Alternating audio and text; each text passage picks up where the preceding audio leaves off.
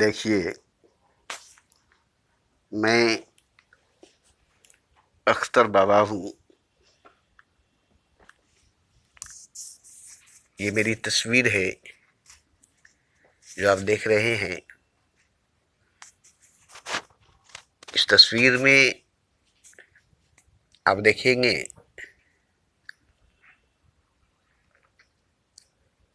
मेरी पेशानी पर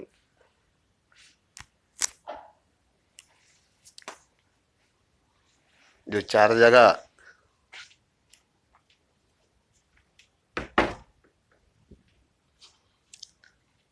silver colour की चमकती हुई नूर जो देख रहे हैं, वो कोई बनावटी नहीं है, वो कोई आर्टिफिशियल नहीं है। वो मेरी साधना, तपस्या, ध्यान, प्रेम, सेवा, सिमरन, सत्संग, भ्रमण और भी कई तरह की इबादतों, रियाजतों, अमलों, वजीफों की निचोड़ है। और ये खुदा का ही नूर है। ये कोई बनावटी नहीं है, आर्टिफिशियल नहीं है, दिखाने के लिए नहीं है। मैंने इसे जाहिर नहीं किया है, बल्कि ये खुद जाहिर हुई है। जब मैं उस लायक बना हूँ, उस मकाम पर, उस ऊंचाई पर, उस बुलंदी पर पहुंचा हूँ, तब वो खुदा मेरे पेशानी पर नूर के शकल में जाहिर हुआ है। और मैं पूरी दुनिया से ये चैलेंज करता हूँ कि किसी भी पैगंबर अवतार तीर्थंकरों के निशानी पर, मस्तिष्क पर आप ऐसे नूर को नहीं देख सकते। आज से 14 साल पहले मोहम्मद साहब अपने पेशानी पर जिब्रील अमीन को खुदा का नूर का दीदार कराया था। अपने पेशानी पर खुदा के नूर को दिखाया था, वो भी सिर्फ और सिर्फ जिब्रील अमीन को, और किसी को नहीं। किसी ने नहीं देखा और किसी को नहीं दिखाए।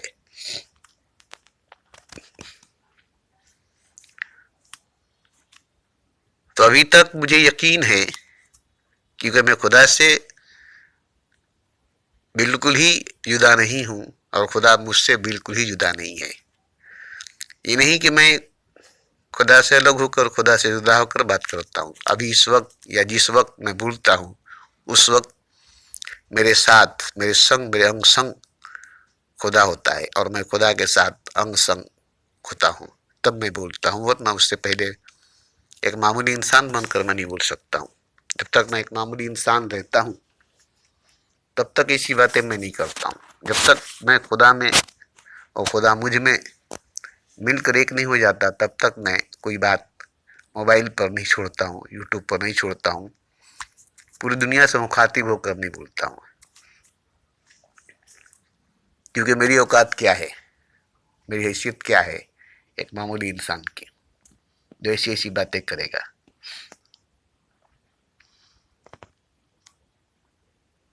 तो खुदा खुद जाहिर हुआ है, अपना खुद नुमाई किया है, ताकि इंसान जो सुनता है कि खुदा एक नूर है, वो किसी पर नहीं दिखा सका। जैसे कि मूसा को सिर्फ कोह तूर पर अपना जलवा दिखाया और मोहम्मद को मिराज पर अपना चेहरा दिखाया। किसी और को पहाड़ों पर खुदा ने अपना जलवा नहीं दिखाया, किसी और पैगंबरों को खुदा ने अपना जलवा नहीं दिखाया, और किसी और को भी मिराज पर बुलाकर खुदा ने अपना चेहरा नहीं दिखाया। सिर्फ और सिर्फ मोहम्मद को मिराज पर बुलाकर अपना चेहरा दिखाया, अपना रूबरू बैठाया और अपना सारा राज उनके सीने में उतार दिया। और जमीन पर मूसा को अपना जलवा दिखाया, कोह तूर पर, किसी और पहाड़ पर नहीं, सिर्फ और सिर्फ कोह तूर पर। और किसी और पैगंबर को नहीं, सिर्फ और सिर्फ मूसा को, न ईसा को, न इब्राहिम को, न दाऊद को, और न ही किसी और पैगंबरों को। मिसाल के तौर पर खूबसूरत यूसुफ अलैहिस्सलाम को भी खुदा ने अपना जलवा नहीं दिखाया। ऐसे ही ये उसकी मर्जी थी, उसने हमें चुना था और हमें तैयार किया था। जब हम पूरी तरह से तैयार हो गए, जब हमारी पूरी जिस्म पूरी वजूद इस लायक हो गई कि इसमें खुदा उतर कर भर कर, जैसे पानी टंकी में भर जाती है तब ओवरफ्लो होकर के बाहर आती है, इसी तरह से खुदा में रग रग में नस नस में अंग अंग में जब भर गया तब जगह नहीं बची, अब जगह नहीं बचा और मैं बोलता गया, उसी की जिक्र उसी की बात करता गया और वो ओवरफ्लो होकर मेरे पेशानी पर जाहिर हो गया। हालांकि उससे पहले मेरे वीडियो पर आप देखेंगे मेरी पेशानी पर कई तरह की दाग अंडे की तरह फूल गई है 4 जगह। यही सब बातें करता हूं जब, तो मेरे पेशानी पर गोल अंडे की तरह 4 जगह फूल जाती थी, जिसको देखकर मैं डरता था कि हो सकता है ये फट जाएगी और हमारी मौत हो जाएगी, इसके फटने के बाद हमारी मौत हो जाएगी। तो आप देखेंगे उसके पिछले वीडियो जितने हैं उसमें सब में हमारे पेशानी पर 4 जगह अंडे की तरह गोल फूला हुआ दाग दिखाई देगा। तो वो जगह एक दफा में अचानक में एक झटके में नहीं खुला है, बल्कि उसके पीछे से नूर उभरने के लिए, जाहिर होने के लिए बेचैन था, बेताब था, खुदा खुद नुमाई करने के लिए बेचैन था, बेताब था। मगर पर्दा फाड़ करके, पर्दा चाक करके जलवा बाहर आ जाए, खुदा का नूर बाहर आ जाए, ये उसे पसंद नहीं था। मेरी पेशानी को फाड़ करके, मेरी मस्तिष्क को फाड़ करके, मुझे मार करके खुदा जाहिर हो जाए, ये खुदा को मंजूर नहीं था, क्योंकि मैं खुदा का बहुत अजीज, बहुत खास, बहुत करीब बंदा हूं। वो खुदा अच्छी तरह से जानता है, आप नहीं जानते। ये मेरा और खुदा का पर्सनली बात है, इससे आप सबका कोई मतलब नहीं है। तो मैं आज वीडियो देखिए, मेरी तबीयत बहुत ख़राब है, मेरी जुबान में घाव हो चुकी है, मगर जब भी मुझे बोलने की ज़रूरत पड़ती है, खुदा से जुड़ता हूँ, खुदा जब हमसे जुड़ता है तो मजबूरन मुझे मुँह खोलना पड़ता है, बोलना पड़ता है, चाहे तकलीफ में रहूँ, चाहे बीमार रहूँ, चाहे 2 बजे रात हो, चाहे 4 बजे रात हो। हम ये नहीं देख पाते, बस हम मोबाइल लेते हैं और खुदा से जुड़ करके खुदा की बातें, खुदा के पैगाम बोलने लगते हैं। तो यूनिवर्स जो है ये हमेशा हमसे मैसेज देती रहती है कि क़यामत को भी टाल देती है दुआ मस्तूर फ़कीरों की, मौत को टाल देती है सदा मस्त फ़कीरों की,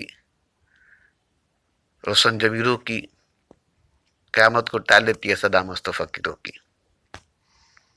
तो आने वाले वक्त में जो 2050 से शुरू होगी, बड़ी भयानक होगी। वो हमें दिखाया जा रहा है, हम जानते हैं, आप भी जान सकते हैं। ये जो लंबी लंबी फ्लाईओवर बन रही है, अंडरवे रास्ते बन रहे हैं, मेट्रो ट्रेन बन रही है, ज़मीन खोखली की जा रही है और उसके ऊपर लंबी लंबी ऊंची ऊंची बिल्डिंग बनाई जा रही है। खेतों को काट करके चौड़े चौड़े रास्ते बनाए जा रहे हैं। ये तरक्की का माहौल, ये विकास की दौर क़यामत का आसार है, आसार क़यामत है। तरक्की के नशे में, विकास के नशे में इतने चूर हो गए हैं, इतने अंधे हो गए हैं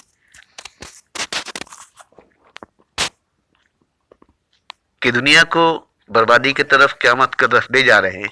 जैसे एक अंधा ड्राइवर गाड़ी को खाई की तरफ ले जा रहा है, उसको मालूम नहीं है।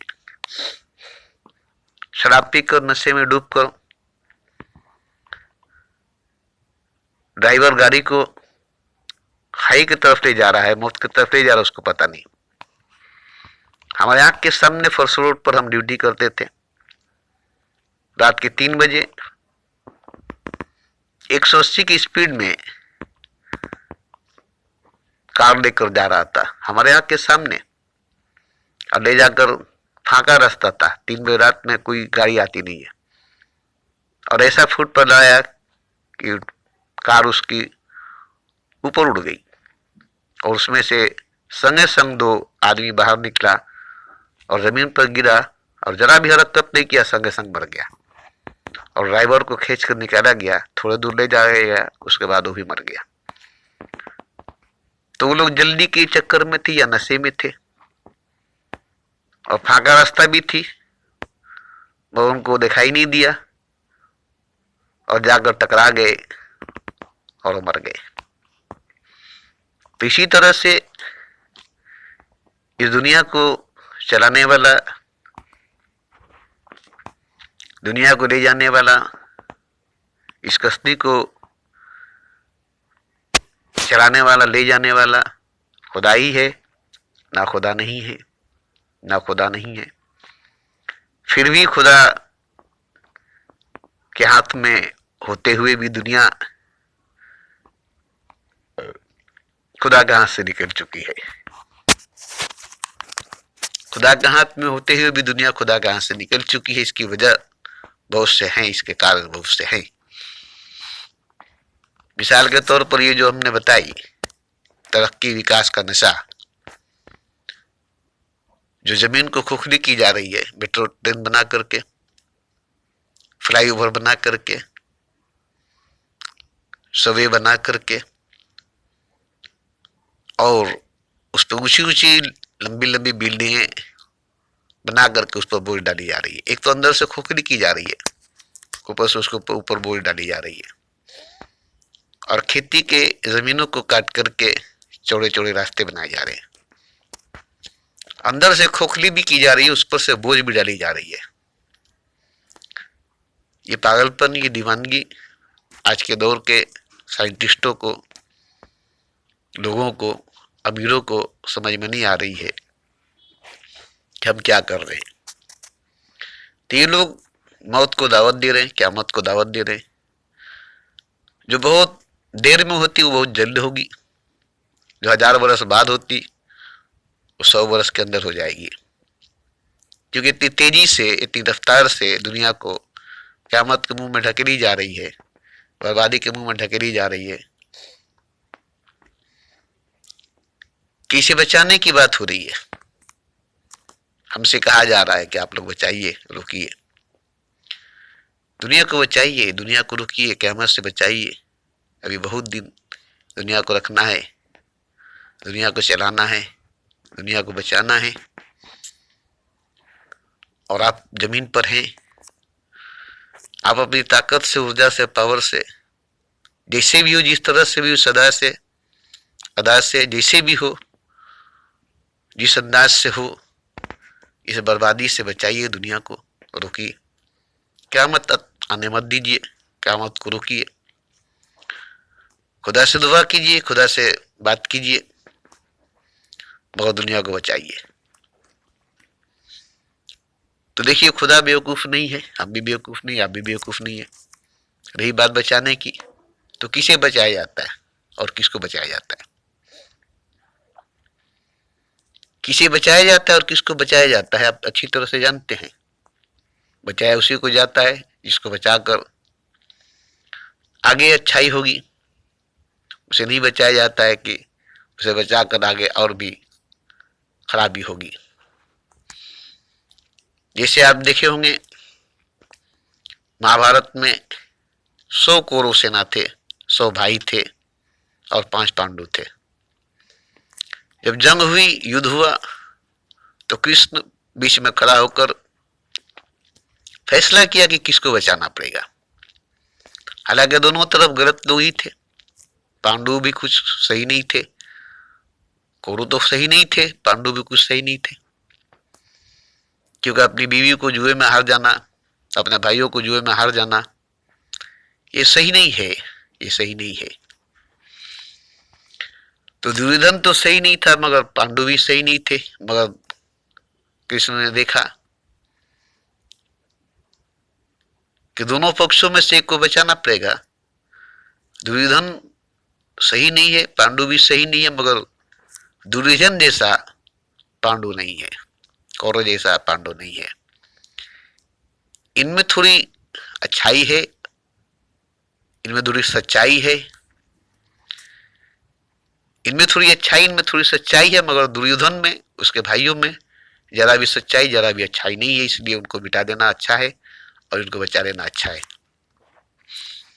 और बाद में इनमें सुधार आ जाएगी, थोड़ी सी अच्छाई और आगे बढ़ जाएगी और अच्छाई में बढ़ोतरी हो जाएगी और अभी अच्छे से रहेंगे। ये सोचकर पांडवों को बचाया गया और कौरवों को मारा गया। इसी तरह से रावण को भी मारा गया, उसके भाई को बचा करके उसके हाथ में राज्य को सौंपा गया। बाली और सुग्रीव दोनों भाई थे और बाली को मारकर सुग्रीव को बचाकर उसको हाथ में राजपट दिया गया। ऐसे ही मूसा को मार करके दरिया नील में गरक करके फिरौन को, मूसा को, लोगों को बचाया गया। काबे की हिफाजत की गई, अबराह को मारा गया। ऐसी कई मिसालें हैं दुनिया में। क़यामत का आसार जब जब आया तब तब मस्त फकीरों ने, पैगंबर अवतारों ने दुआ किया और खुदा ने सुना और दुनिया की हिफाजत किया। मगर आज तो कोई पैगंबर अवतार नहीं है। आज का दौर पैगंबर अवतारों का नहीं है। आज किसी की दुआ अर्श-ए आज़म को चीर कर खुदा को हिला नहीं सकती है। आज किसी की सदा अर्श-ए आज़म को चीर कर खुदा के वजूद को हिला नहीं सकती है, क्योंकि आज कोई पैगंबर अवतार नहीं है। आज कोई शम्स तबरेज जैसा मस्त, अनल हक जैसा, मंसूर जैसा मस्त फकीर नहीं है। और ये मजारों में जो लेटे हुए हैं, खुदा ने कहा है कि जिंदा वलियों की बात मैं सुनता हूँ, जो हयात में है, जो जिंदा है, उनकी दुआ मैं कबूल करता हूँ। तो ये मजारों में सोए हुए, लेटे हुए मोहम्मद भी हैं, उनकी भी दुआ कबूल नहीं करेगा खुदा, क्योंकि वो हयात में नहीं है। तो फिर और मजारों में लेटे हुए वलियों की दुआ कैसे कबूल करेगा?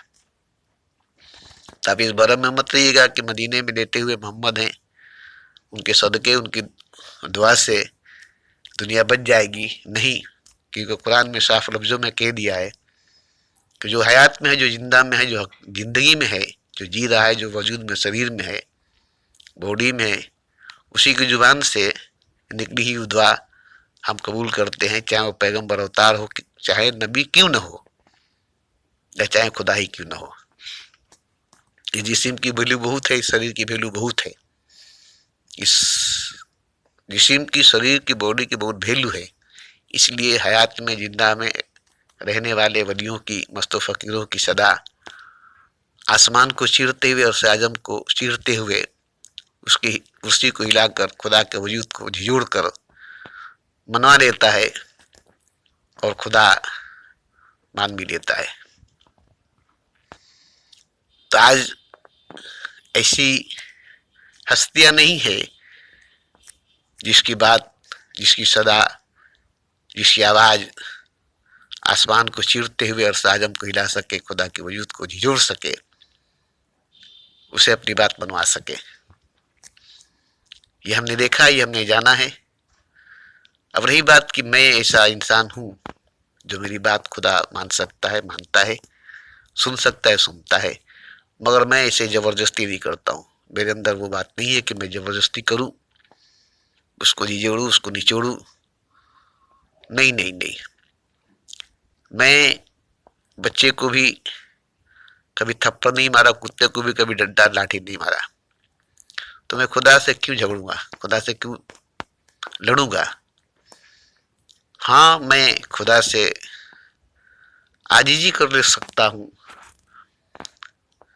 थोड़ा बहुत रो करके बच्चों की तरह उसे मना सकता हूं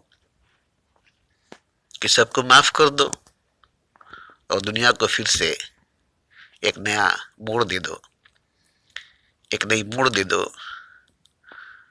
ताकि दुनिया फिर से चले और एक अच्छी दुनिया,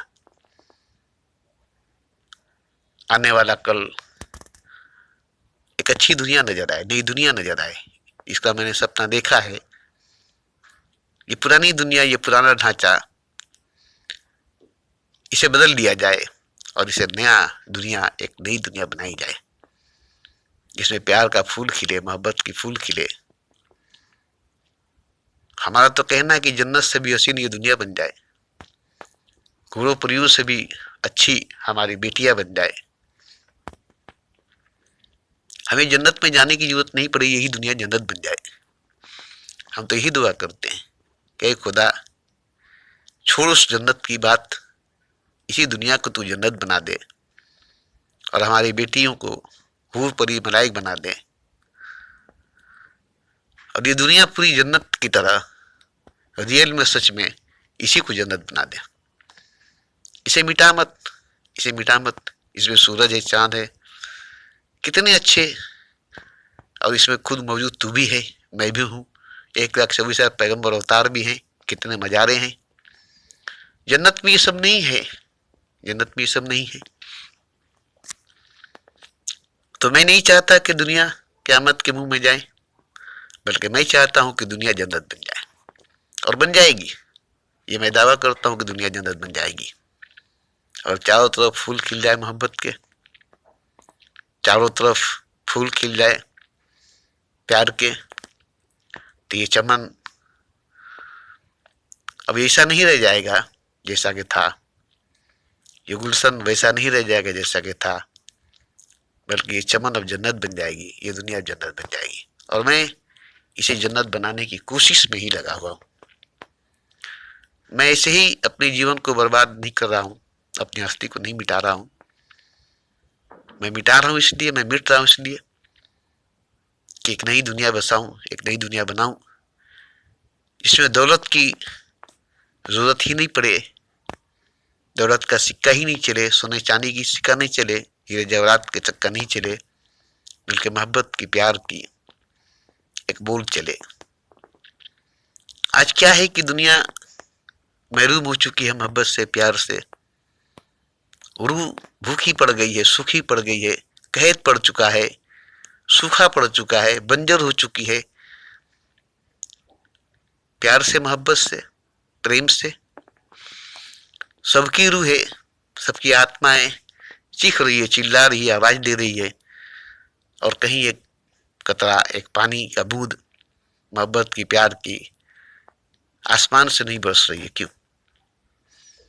क्यों? आखिर क्यों? क्या खुदा के पास मोहब्बत की कमी है? खुदा के पास प्रेम की कमी है? खुदा के पास मोहब्बत की कमी है, प्रेम की कमी है? क्या हमारे जमीन पर मोहब्बत की बारिश नहीं कर सकता, प्रेम की बरसात नहीं कर सकता? जब इतना सब कुछ कर सकता है तो क्या वो अपनी मोहब्बत, अपना प्रेम नहीं बरसा सकता है? और जब खुदा अपनी मोहब्बत को, अपने प्रेम को बरसाने लगेगा तो तमाम रूहें, तमाम आत्माएं खिल उठेगी। जितनी मरी हुई रूहें हैं, जितनी मरी हुई आत्माएं हैं, ये जिंदा हो जाएगी, जीवित हो जाएगी, और हर तरफ मोहब्बत के फूल खिल जाएंगे। तो हम यही सपना देखते हैं कि हमें कहीं जन्नत में नहीं जाना है, हमें इसी दुनिया को जन्नत बनाना है। और ये दुनिया जन्नत ऐसे नहीं बनेगी बिल्डिंगें बनाने से, फ्लाईओवर बनाने से, मेट्रो ट्रेन चलाने से। ये दुनिया जहन्नम से भी बदतर बन जाएगी, जन्नत नहीं बनेगी, जन्नत नहीं बनेगी। पेड़ काटने से, दरख्त काटने से, जंगलों को वीरान करने से, दरियाओं को सूखने से आप नहीं रोक सकते, क्योंकि आप बिल्डिंग बनाने के लिए पेड़ काटते हैं। आप तो खुद बिल्डिंगों को बनाने के लिए पेड़ काट रहे हैं, दरख्त काट रहे हैं, जंगल काट रहे हैं। बारिश कम होगी, बरसात कम होगी, पानी की किल्लत हो जाएगी, पानी पीने की नहीं रहेगी, मोहब्बत की बारिश कहाँ से होगी? ये पानी की बरसात नहीं होगी तो मोहब्बत की बरसात कहाँ से होगी? तो हम नहीं चाहते हैं कि दुनिया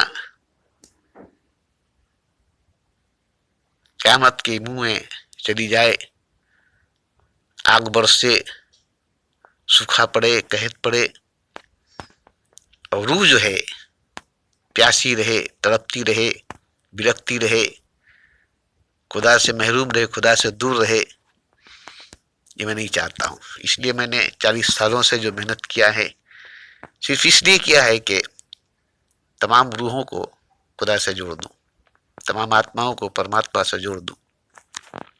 एक बड़ी सुपर पावर, एक बड़ी ताकत, एक अजीम ताकत जो खुदा है, उससे मैं हर रूह को, हर आत्मा को जोड़ना चाहता हूँ। हालांकि देखिए, मंदिरें बनी थी, मस्जिदें बनी थी, इनकी मीनारें ऊंची की गई थी, ऊपर की तरफ इशारा की गई थी। यहाँ आकर बंदे खुदा से जुड़ेंगे, यहाँ आकर भगत भगवान से जुड़ेंगे। ये खुदा से जोड़ने की जरिया थी, भगवान से जोड़ने की जरिया थी। मगर कहाँ मंदिरों में जाने वाले भगत खुदा से, भगवान से जुड़ते हैं, मस्जिदों में जाने वाले बंदे खुदा से जुड़ते हैं। हालांकि मैं 18 साल की उम्र में मस्जिद में जाकर मेरी रूह खुदा से जुड़ गई, मेरी आत्मा परमात्मा से जुड़ गई। मैं मस्जिद में ही जाकर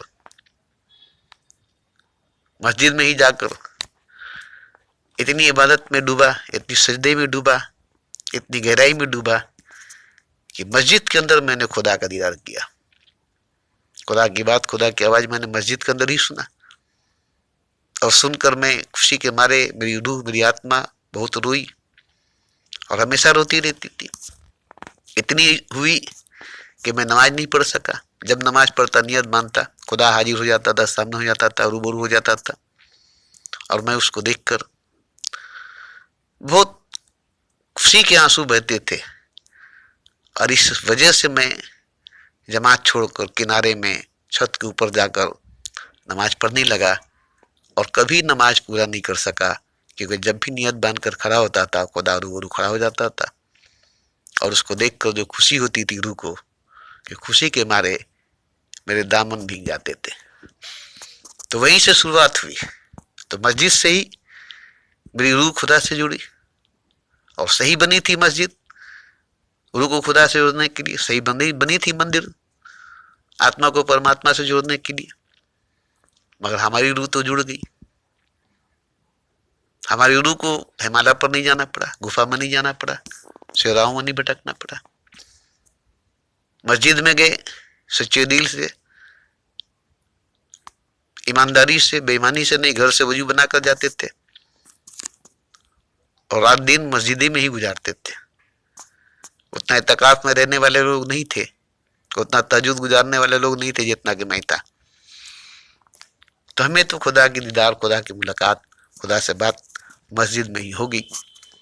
मगर आज कितने लोग हैं जिनको खुदा की दीदार हुई है, जो खुदा को देखे हैं, खुदा से बात, खुदा से मुलाकात हुई है मस्जिद के अंदर? हैं ऐसे लोग तो मुझे बता सकते हैं, मैं उनसे मिल सकता हूँ। मुझे बड़ी खुशी मिलेगी ऐसे लोगों से मिलकर जो खुदा से मिलते हैं, जिनसे खुदा मिलता है। और उन लोगों से मिलकर मुझे बहुत खुशी होगी कि मैं ही अकेला नहीं हूँ जो खुदा से मिलता हूँ, खुदा मुझसे मिलता है, बल्कि मुझ जैसे दीवाने और भी हैं। एक मैं ही नहीं तन्हा उल्फत में हुए रुसवा, हम जैसे दीवाने हजारों हैं।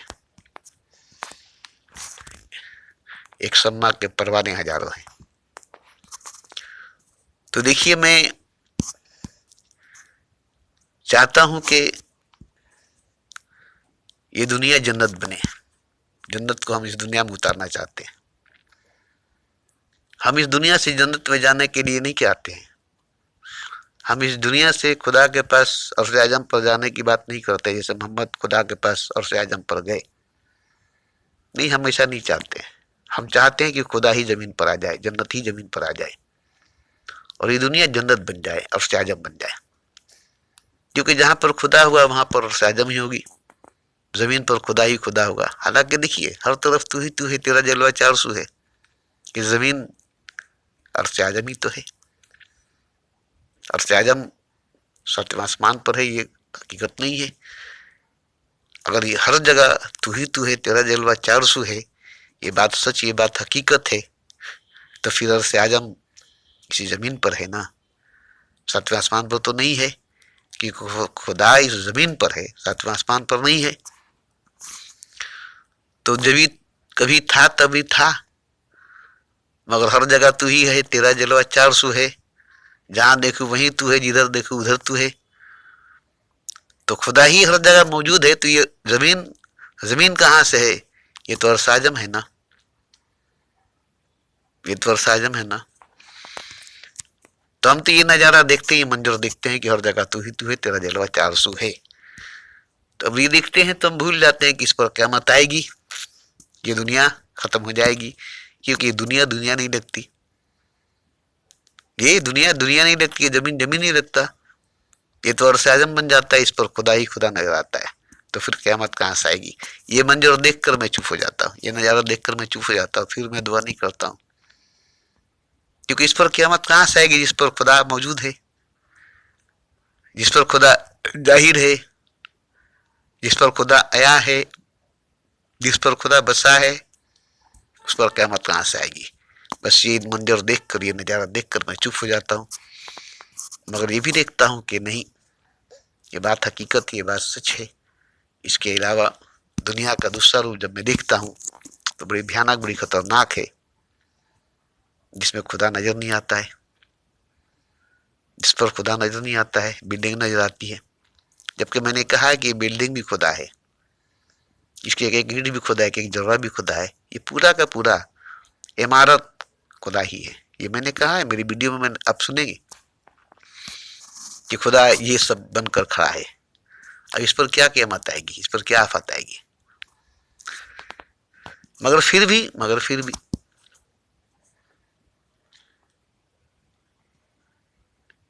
क्योंकि अगर वाकई में खुदा हर जगह मौजूद होता तो दुनिया का हाल बुरा नहीं होता, रूहें आत्माएं तड़पती नहीं, रूहें आत्माएं तड़पती नहीं, घर घर में कलेश नहीं होता, घर घर में झगड़े नहीं होते, मिन्नत और मोहब्बत का माहौल होता, भाई से भाई हक के लिए, हिस्से के लिए लड़ाई झगड़ा नहीं करता, मिलत होती, मोहब्बत होती, घर एक होता, सब एक होते, दुनिया एक होती, कभी हिंदू मुसलमान की लड़ाई नहीं होती, मंदिर मस्जिद के झगड़े नहीं होते। और ये भी सच्चाई है ना, ये भी हकीकत है ना कि दुनिया का ये भी एक रूप है, और इसी रूप के जो दुनिया है, इस दुनिया में क़यामत आएगी। खुदा के रूप में जो दुनिया है उस पर तो क़यामत आएगी नहीं, खुदा के रूप में जो दुनिया है और दुनिया के रूप में जो खुदा है उस पर तो क़यामत आएगी नहीं।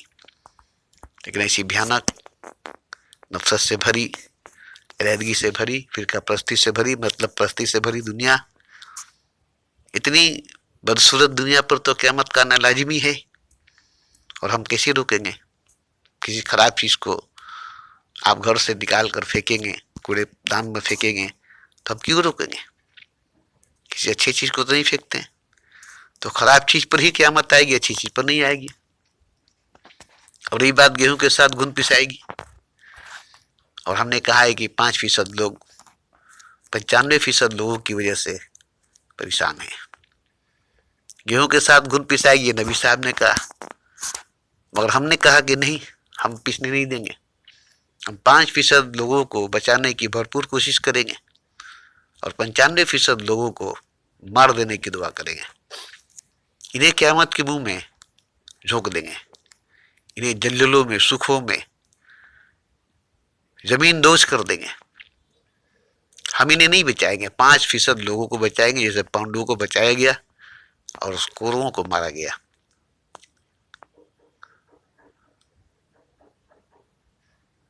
सुग्री को बचाया गया, बाली को मारा गया, विभीषण को बचाया गया और रावण को मारा गया। ऐसे ही रोशनी को बचाया जाएगा, अंधेरे को मारा जाएगा, रोशनी को बचाया जाएगा, अंधेरे को मारा जाएगा। इसी तरह से हमें जिसको बचाना है हम उसे बचाएंगे। कृष्ण के दौर में इसी तरह से अभी समुद्र के अंदर वो है नगर कृष्ण का, समुद्र के अंदर है। जब सैलाब आई डूबने लगी तो सभी लोग डूबने लगे, मगर खड़ा होकर किसी को बचाया नहीं। सबने कहा कि हम सब आपकी पूजा करते हैं, आप हमें बचाइए। बोला नहीं, सब तुम डूब जाओ, सब डूब जाओ। आज समुद्र में वो नगरी है, कृष्ण की नगरी, जो उस दौर में डूबी। और उस वक्त एक परम भक्त थे जिसको दौड़कर हाथ पकड़कर कंधे पर उठा लिया। पर ये मेरा परम भक्त है, इसमें मैं बसता हूं, मुझ में ये बसता है, अगर ये डूब गया तो मैं डूब जाऊंगा, इसलिए इसको बचाना जरूरी है। मगर तुम लोगों में मैं बसता नहीं हूं, तुम लोग मुझ में बसते नहीं हो। तुम लोगों में दुनिया बसती है, दुनिया में तुम लोग बसते हो, इसलिए तुम लोगों को बचाना सही नहीं है। इसी तरह से खुद में अगर खुदा बसता है और खुदा में अगर खुद बसते हो तो फिर कोई ताकत तुम्हें हिला नहीं सकती। झांक कर देखो अपने भीतर, तुम्हारे भीतर अगर खुदा बसता है और तुम खुदा के भीतर बसते हो, तुम भी खुदा के भीतर नजर आते हो, खुदा भी तुम्हारे भीतर नजर आता है, तो फिर खुदा भी तुम्हें नहीं मिटा सकता, क्योंकि तुम्हें मिटाने के लिए खुदा को खुद मिटना पड़ेगा। तुम्हें मिटाने के लिए खुदा को खुद मिटना पड़ेगा, और खुदा खुद कभी नहीं मिटेगा, मिटाने पर भी नहीं मिटेगा। तो तुम में अगर खुदा बसा है, खुदा में अगर तुम बसे हो, तो क़यामत की बात छोड़ दो, क़यामत की बात छोड़ दो। तो खुदा को खुद में बसाओ, खुद को खुदा में बसाओ। तुम्हारा महबूब खुदा है, तुम्हारा मासूक खुदा है, तुम खुदा के महबूब, तुम खुदा के मासूक हो। एक दूसरे में, एक दूसरे के आईना हो। वो तुझ में देखता है खुद को, तो उसमें देख खुद को। तू उसका आईना है, वो तेरा आईना है। तू उसका चेहरा है, वो तेरा चेहरा है। रूबरू यार बन, रूबरू यार। तुझे देखे तो लगे कि खुदा को देखता हूँ, खुदा को देखूं तो लगे कि तुझको देखता हूँ। फर्क नहीं आए तुझ में और खुदा में, बंदे और खुदा में, भगत और भगवान में अंतर ही नहीं हो, भेद ही नहीं हो, फर्क ही नहीं हो, दोनों एक हो। और मैं यही चर्चा करता हूँ, यही तबलीग करता हूँ, यही बात करता हूँ कि सब खुदा है, सब कुछ खुदा है और सब एक है। इस अनेक में एक को देखना, इस अनेक को एक देखना, यही असली आंख है, यही असली आंख है। अंधे को क्या दिखाई देगा? न एक दिखाई देगा, ना अनेक दिखाई देगा। अंधे को क्या दिखाई देगा? न एक दिखाई देगा, ना अनेक दिखाई देगा, ना खुदा दिखाई देगा, ना बंदा दिखाई देगा। अंधेरा दिखाई देगा, प्रकाश नहीं दिखाई देगा, प्रकाश में प्रकाशित कुछ भी नहीं दिखाई देगा। अंधे को दिन में धूप में, दोपहर में धूप ही नहीं दिखाई देगी तो दुनिया कहां से दिखाई देगी? अंधे के लिए तो रात और दिन बराबर है। ऐसे ही इंसान अगर अंधा हो चुका है तो उसे खुदा नजर कहां से आएगा?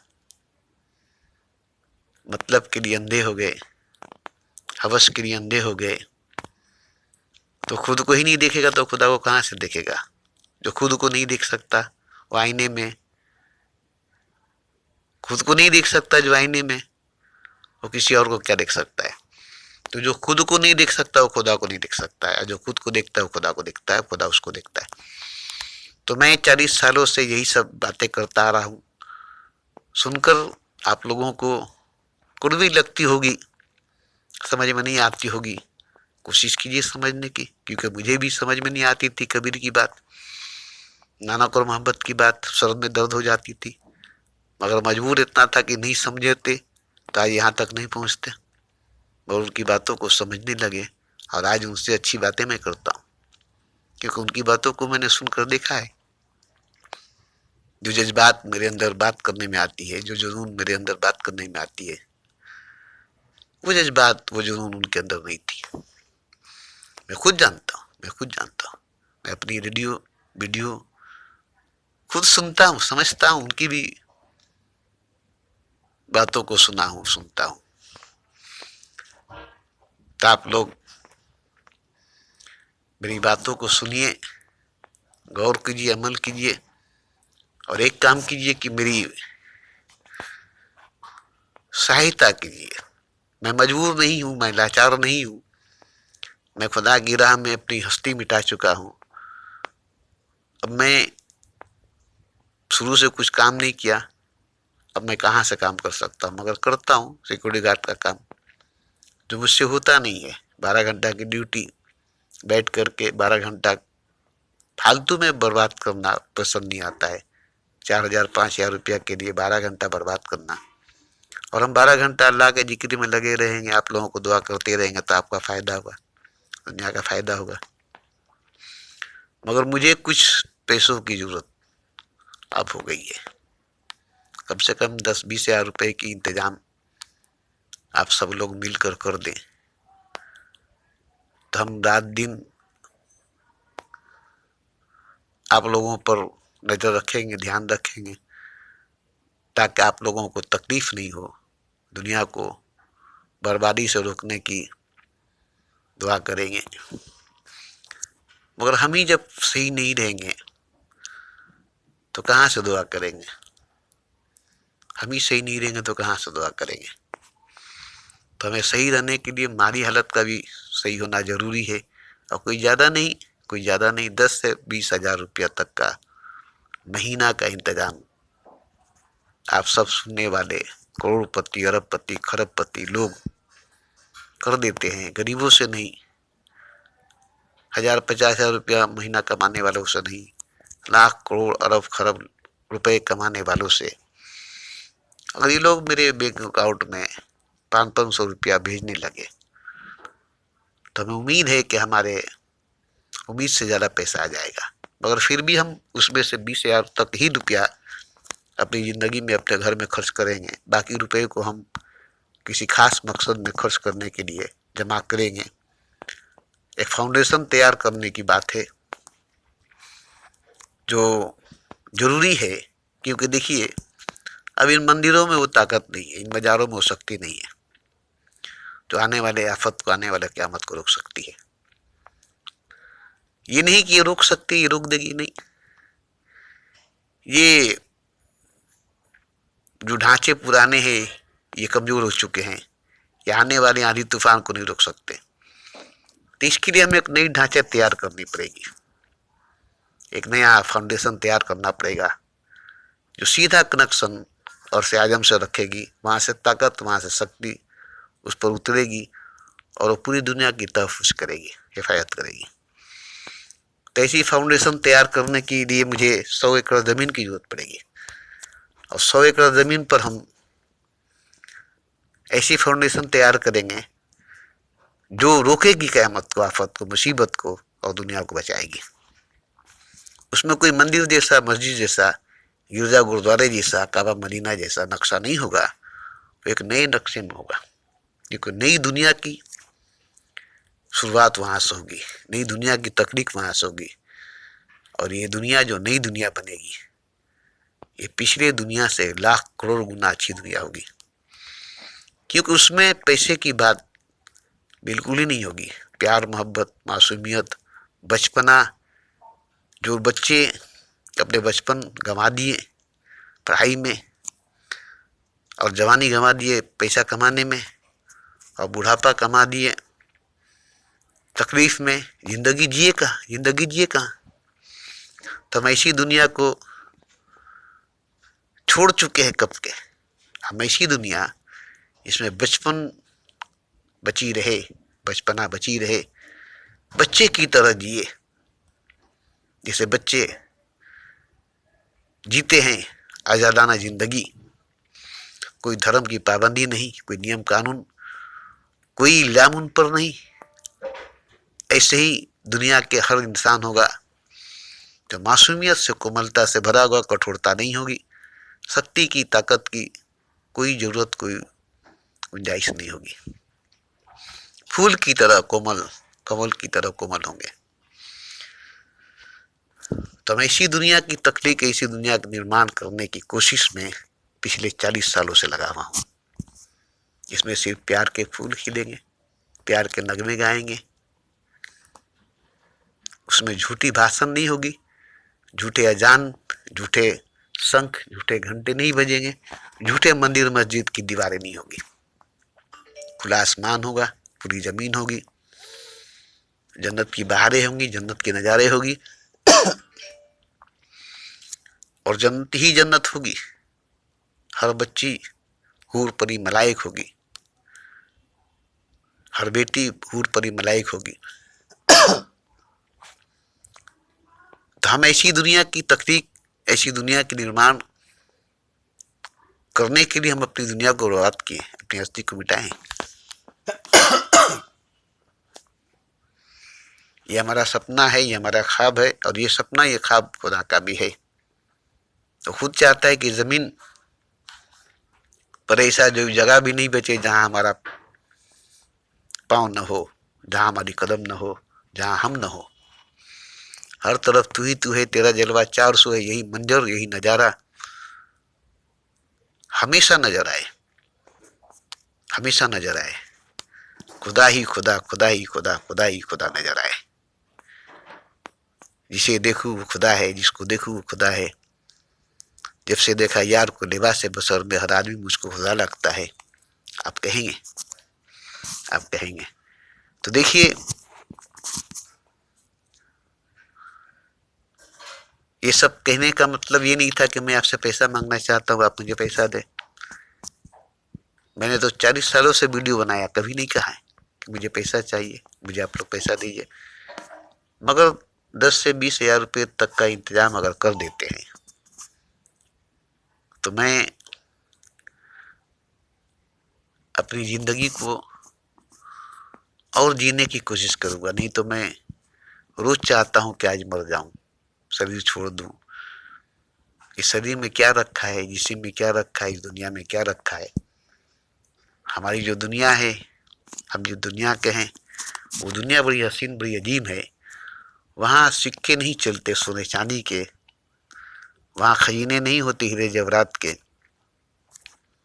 वहाँ बस प्यार के 2 बोल होते हैं, मोहब्बत के एहसास होते हैं। वहाँ खामोशी, चुप्पी, मौन होते हैं। वहाँ कोई शब्द, कोई लफ्ज, कोई आवाज, कोई सदा, कोई निदा नहीं होती। वहाँ कोई अजान, कोई पूजा, कोई सजदा, कोई नमाज नहीं होती। वहाँ कोई अर्श आजम, कोई खुदा, कोई बंदा नहीं होता। वहाँ सब एक होता है।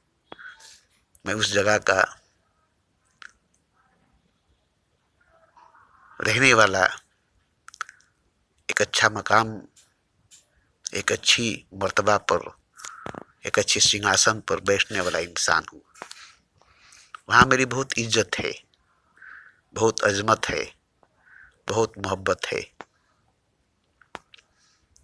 और मैं चाहता हूँ कि हर कोई वहाँ चले मेरे साथ, मेरे पीछे पीछे, मेरी बातों को सुनकर तमाम रूहें वहाँ पहुँचे, तमाम आत्माएं वहाँ पहुँचे। क्योंकि वहाँ जाकर के हर रूह खुदा बनेगा, हर आत्मा परमात्मा बनेगा। जैसे शहर की गंदी नालियों का हर पानी, गंदे नाले का हर पानी समुद्र में पहुंचकर समुद्र बन जाती है, ऐसे ही दुनिया का हर इंसान, हर रूह, हर खुदा, हर आत्मा वहां पहुंचकर परमात्मा बनेगा, खुदा बनेगा।